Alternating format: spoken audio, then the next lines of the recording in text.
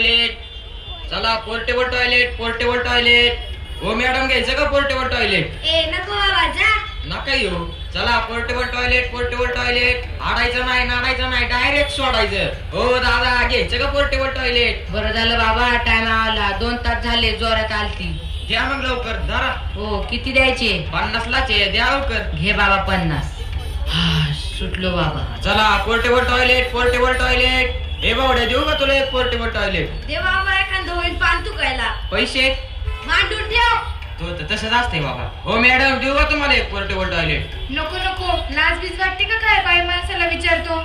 अहो लाज वाटायचं काय याच्यात मॅडम? या चाकांच्या ट्रॅफिक मुळे 30-40% लोकांचं मुतखड्याचं प्रमाण वाढले. तुम्हाला नसन घ्यायचं तर नका घेऊ. ज्याचं करावं भलं ते म्हणते माझंच करत.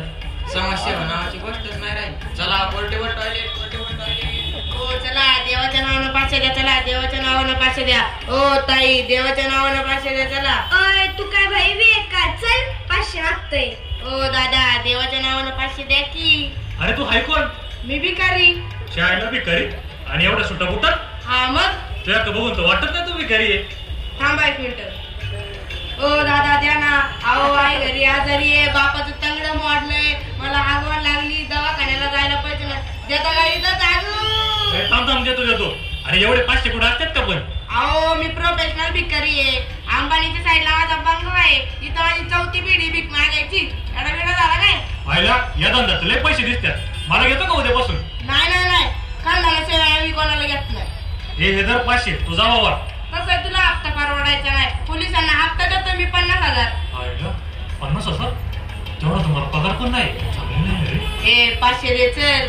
ए जा बाबा, इथं माझं दुकान बंद पडलं या ट्रॅफिक मुळे. आयला देवाची पण भीती नाही राहिली आजकालच्या लोकांना.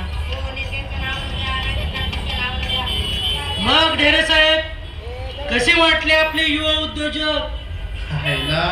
सरकारने तर युवा उद्योजकांना हा फार भिकच मागायला लावले राव. असं कसं बोलता साहेब?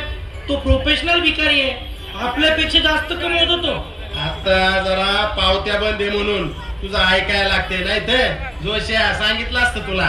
हा ते बरोबर आहे साहेब. अरे जोश्या, तू काय युवा उद्योजकांचं सांगतोय? इथं शाळेची पोरं 10 तास ट्रॅफिक मध्ये अडकतात. शाळाच नाही शिकले तर कुठून होणार आहे उद्योजक? हो साहेब, याच्यावर पण सरकारने तोडगा काढला बर का? काय बोलतो जोश्या? कसं काय रे? अहो साहेब, कोरोना शाळेत जाण्यास उशीर होतो म्हणून शाळेचे पहिले 2 तास बस मध्येच घ्यायचे ठरवले. समूह शाळा ऐकली होती, वस्ती शाळा ऐकली होती, रात्र शाळा ऐकली होती, पण आता ही तुमची बस शाळा मी पहिल्यांदाच ऐकते बा.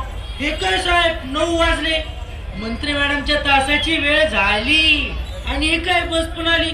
चला तुम्हाला प्रत्यक्षातच बस शाळा दाखवतो. चला ना, बघू ना काय शाळा केली तुमच्या सरकार.